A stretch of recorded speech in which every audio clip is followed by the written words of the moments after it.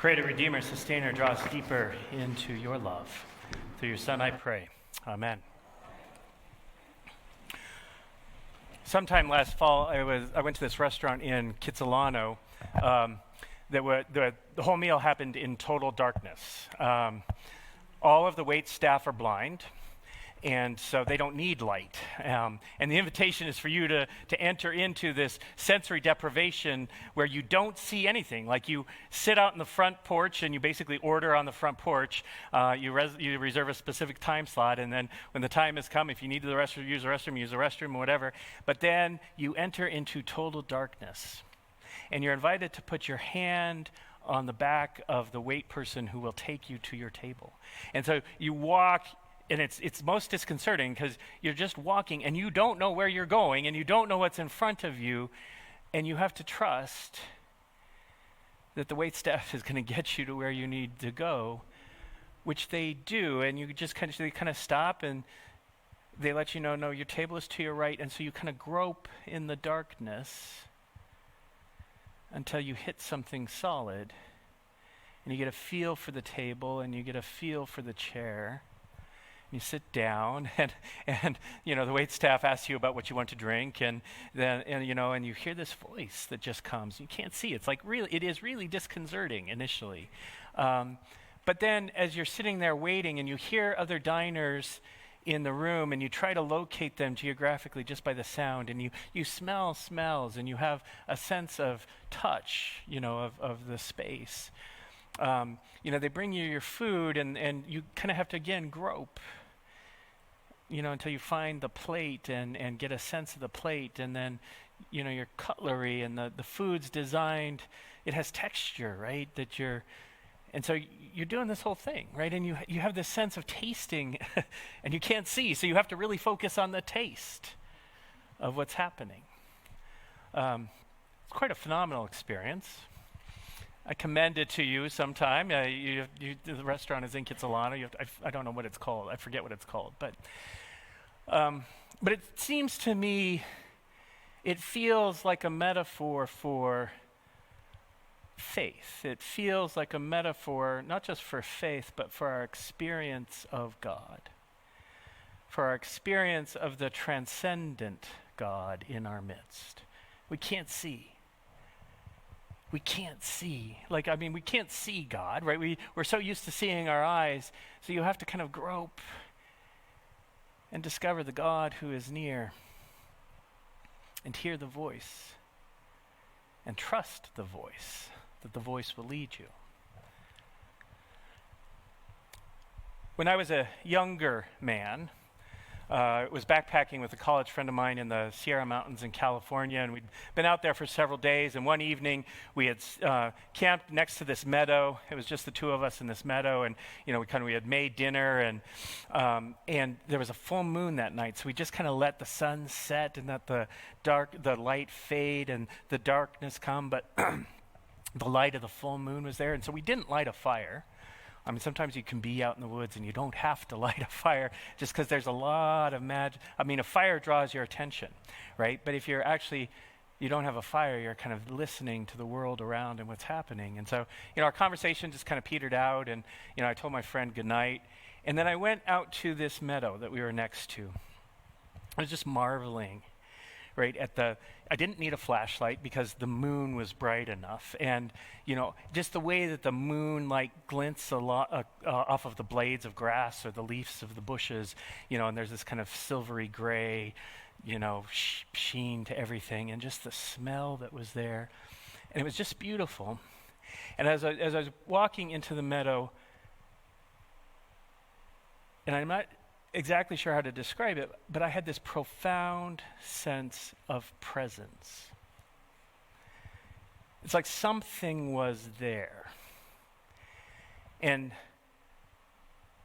the light itself seemed to have more intensity, and the plants and the trees seemed to have more weight. It was an experience of holiness. but it was also an experience as if the reality was pressing through, and there was a deeper reality to the reality I was experiencing, and I really wasn't experiencing anything more than a meadow. I mean, all I was seeing was a meadow in the moonlight. But my soul was like it was still. And there was this weight to what happened, and I was astonished. And I felt caught in this moment, and it seemed to go slow, like time seemed to slow down. And I think it only lasted about 10 minutes, 20 minutes, I don't know. I think I had some sense that this had something to do with God and the presence of God. And I had a sense of thanksgiving and just a sense of awe. And then I went to bed and I slept well, and I got up the next morning and the meadow was still lovely and beautiful, but I didn't feel that same presence, right? It is within God that we live and move and have our being. And I feel I was given a glimpse of that. I didn't talk to anybody about it, and I actually haven't really talked to anybody about it until today, so I'm like, because I thought I was crazy, or, I knew I wasn't crazy, but it felt weird, right? Or it felt a little odd that I'd be having this thing, or whatever it was happening, that didn't fit any categories I had for understanding how the world worked, or how nature worked. Right? And yet here was this thing that I had experienced. And so I didn't talk to my friend about it, and I was kind of embarrassed to talk to anybody else about it until I read a book called, I think, The Living with a Wild God by Barbara Einherlich or something like that. Author, news reporter, scientist, atheist, profoundly searching for truth in her life, spent her whole life searching for what is true. And she had a similar experience in a small town somewhere in the United States where the reality of things, she had a transcendent experience. And it opened her up to the possibility that maybe there was more to reality than we could prove scientifically. And that started her own spiritual journey. Right? And there's other folks who've had similar kinds of experience. Thomas Merton had a similar experience in Louisville, Kentucky, where all of a sudden the reality of things took on a deeper tone, and there was a presence, there was a holiness to the moment. There's a Canadian philosopher who many of you know named Charles Taylor. He wrote a book called The Secular Age. And one of the things he talks about our current situation is that we live in immanence. He calls it, he makes a distinction between immanence and transcendence. We live in an immanent frame where the only thing we believe in is what we can touch and taste and see and measure scientifically. And that our scientific, the intellectual structures we built from the Enlightenment forward and the scientific line frame our understanding of things so that we only think of things here and where, and we have no sense of transcendence anymore. We're losing the capacity to understand and experience the transcendence of God, or the transcendence period, because we don't think that there's anything more than what is, what we feel, what we taste, what we touch. I was reading about dark matter and dark energy recently, and I was surprised to learn that actually only 5% of the universe fits the definition of what we can taste and touch and see, and atoms and energy and light, and that like 27% of the universe is dark matter, and they don't know what dark matter is, and it doesn't conform to any sense of our understanding, and yet it's there, but we just kind of bump into it. The way we understand it is we just kind of bump into it. And then there's dark energy, which is even more like we don't know a lot about what the universe is like. There's folks who are talking about transcendence, right? And I think it's important for our own spiritual well-being that we pay attention to these and know these things and understand how we're framed by our contemporary context. How we're framed, how we're kind of convinced that how we're shaped by an immanent frame, and lose a sense of transcendence, and thus lose a sense of wonder, and lose a sense of awe.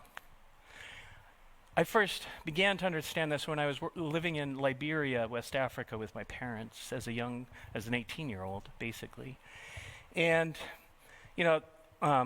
These are rural people who are farmers, and they live in relationship with the land, right? And so they're intelligent people who speak multiple languages, and they have deep wisdom about what it means to be human and deep capacity to live in relationship with the world. They they grow their own food, they build their own houses, they weave their own clothes. They're profoundly artistic, creative people, right? But they're not shaped and formed by Western science, at least in rural Africa. If you go to the cities, lots of people are, but not in this part of rural Africa. And, one day I was there and there was this young man who had a Walkman. He'd gotten a Walkman, right, back in the day when you could plus this, there was a tape and you pressed play, right, and headphones. And he was showing it around, and there was this elderly woman who was probably born before planes and automobiles and TV. Like, she was old, and she was born at a time before any of this stuff took place. Anyway, he had this Walkman, and so she wanted to try it out. So he put the headphones on her, and he pressed play. And she had this amazing expression of awe that came over. She just heard it. She's like, like it was a delightful expression of wonder, right? And it occurred to me, like, I don't know how headphones and Walkmans work. Like, I really don't have I know it's electricity somehow, but I don't know how sound gets amplified. But I think that there's a sufficient explanation that there's nothing magic about it. Right, so I don't think it's magic. I think, well, okay, it's a Walkman, right, whatever. Like, you listen to music, I take it for granted. And I miss how astonishing and amazing it is that we can record music and have it on a device that then we can listen to it. That's amazing. In the history of humanity, just the capacity to do that is astonishing. And this woman was in tune with that astonishment, and I'm not. I also saw it, we had a plane that would come and bring us supplies every 6 weeks or so. And it was a single engine plane, and you could hear it, it flies low, and you could hear it coming for a good 10, 15 minutes before it actually landed. And so people would come running from their farms, to watch the unloading of the plane, and they would stand around until the plane took off. And then when the plane was about to take off, and as the plane took off, they went tearing after the plane. They were bound and determined they were going to catch that plane. Like, they were running after that plane, right? And it happened over and over and over again. And finally, I asked a friend of mine who's an intelligent man, I asked him, why do you run after the plane?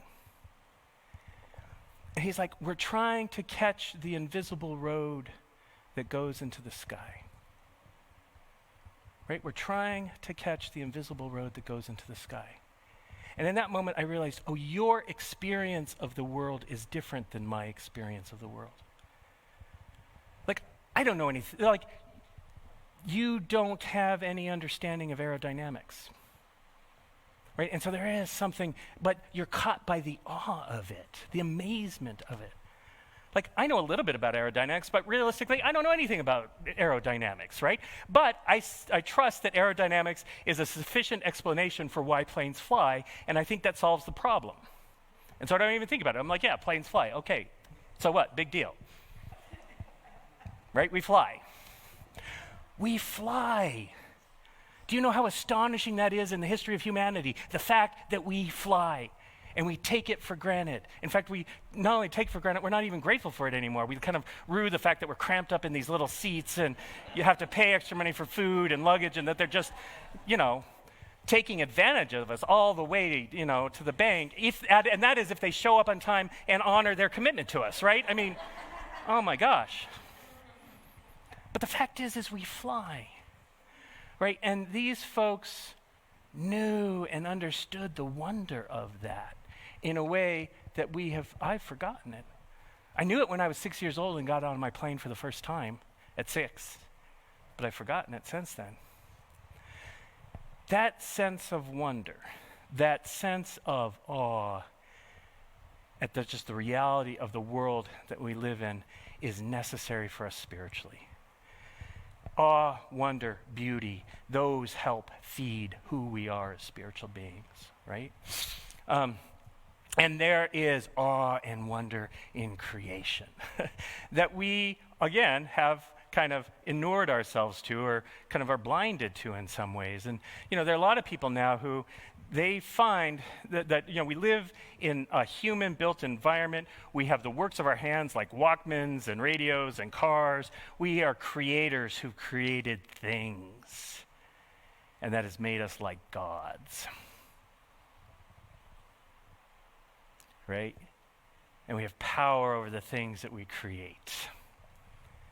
And we've lost sight of something bigger than ourselves and more powerful than ourselves, which is why a lot of people, when they talk about where do they experience, if they have a spiritual life, where do they experience? It's when they're outdoors. It's when they're in nature. When they're not in the human-built environment. They go out, and there they're able to experience something other than the human, something other than what's humanly created. They're able to experience kind of what's the awesomeness and wonder and beauty of creation. And that's where they encounter the divine, right? So it makes sense, if you think about it, in the history of humanity, why the earth-based religions, people who shape their religions based on, their experience of the natural world, why they would come up with gods and goddesses, a god of the sun and a goddess of the moon and, a goddess of love and a god of war and, the god of lightning and thunder and the god of the sea. Those are powerful, awesome, amazing things that inspire a sense of awe. And it would be natural, I think, for humans to respond by saying, oh, there's something divine there. And so, Paul, in today's Acts readings, was in Athens. So he was in the heart of Greece. He was the heart of Greece intellectual life, the heart of Greece's spiritual life. And Greece, Athens, is full of temples and shrines to the various gods. And, the text today says that he was on the Areopagus, which can be translated as Mars Hill. There's a hill in Athens that they called the Areopagus. It also stood for, Areopagus could also mean the city council of some sort of city judicial council. But that hill actually sits right next to the Acropolis. And the Acropolis is where the Parthenon is. You've heard of and the Acropolis is where there were these other shrines to the various gods. And so here Paul is in Athens, and he was in the Parthenon. And he went to the temple of Zeus, and he went to the temple of Poseidon, and he went to the temple of Aphrodite. And in each temple, he saw a marble statue that looked like a human being. Right?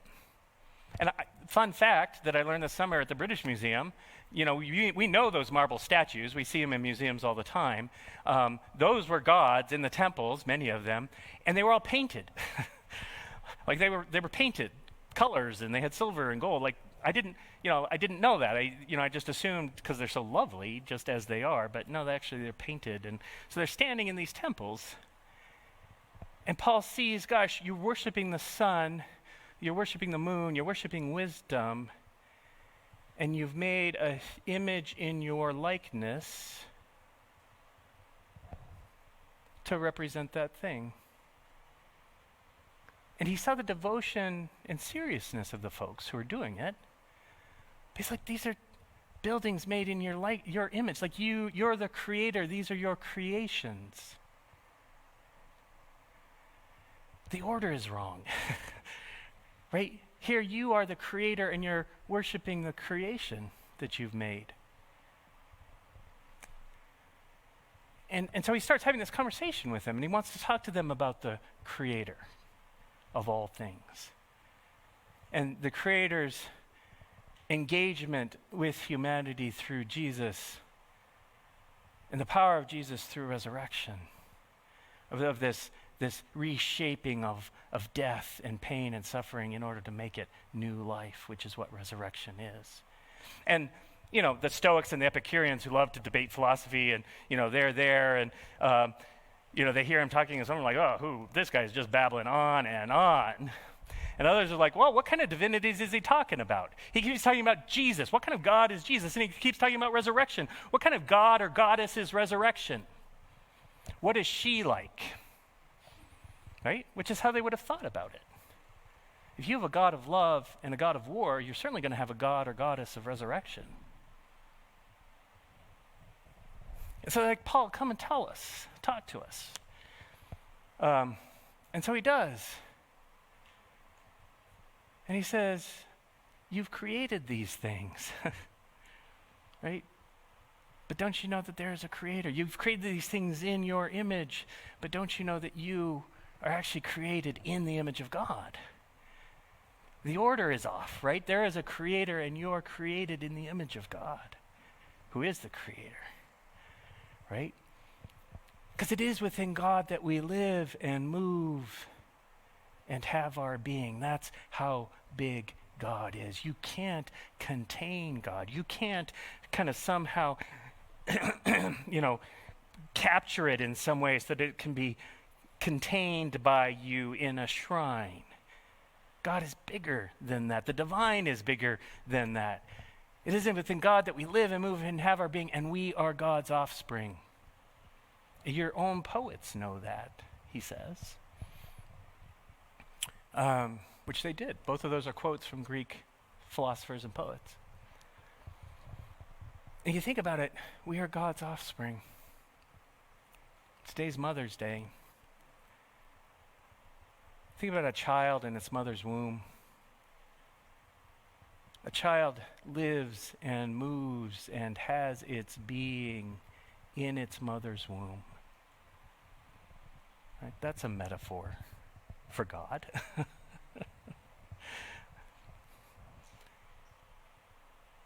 And Paul says, this God has created these limits around you, and that this God is near, so that you might reach out and grope and bump into this God. Right?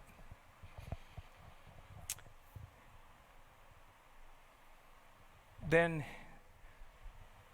I want to go to the gospel text where Jesus, I think, takes this sense of, this image of in God we live and move and have our being, and he takes the images like that is almost like water. If you're a fish in water, it is within water that fish live and move and have their being, right? It just kind of surrounds them. So that's one way. But then Jesus actually takes it to a much more personal, dynamic level.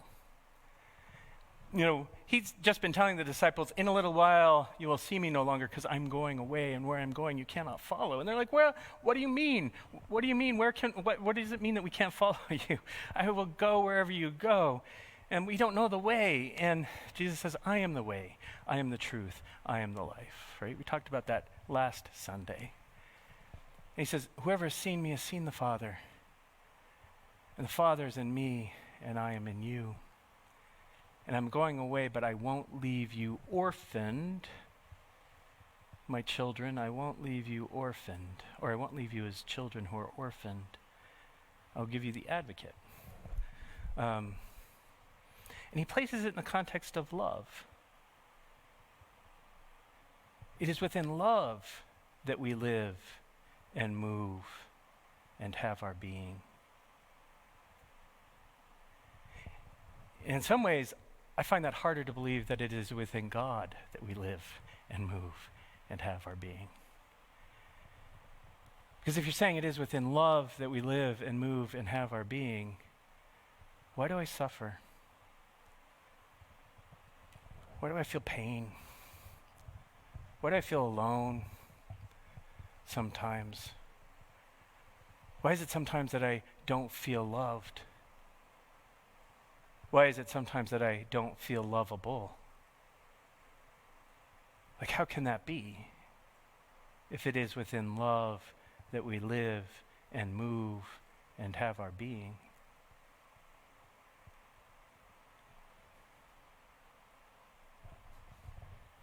There's no real good explanation for that other than that We are in love and in relationship with imperfect lovers. And the reality is that we don't fully love well, and nor are we fully loved well in our human relationships. And that does lead to isolation and and loneliness and suffering and feelings of being unloved or unlovable. And yet the affirmation is that that's not God. Right? That God is love. And so Jesus, when he writes, or when he's about to depart from his disciples, what he says, if you love me, you'll keep my commandments. And his commandments are to love one another. Right? So if you love me, you will love. And if you rest in this love, I mean, the key is learning how to tune to and rest in this love. If you love me and you will keep my commandments, I will ask the Father, and he will give you another advocate to be with you forever.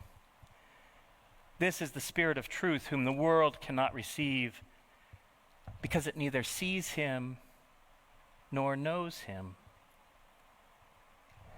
You know him, because he abides in you, and he will be in you. Right, there's that interconnection. It's the deep intimacy and communion with the divine. I will not leave you orphaned. I am coming to you. In a little while the world will no longer see me, but you will see me. Because I live, you also will live.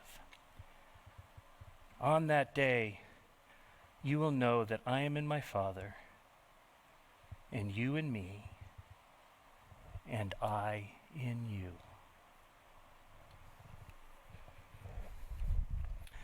That right there is the goal of the spiritual life. That right there is what this is all about. Right? Is in some sense about being in communion, an intimate relationship with the lover of our souls. And it's about learning to posture ourselves, learning to turn, learning to be open to the God who is there, and grasping and groping until we bump into the God who loves us deeply, being open to the Spirit of God in our midst. For it is within God that we live and move and have our being, and we are God's offspring. Amen.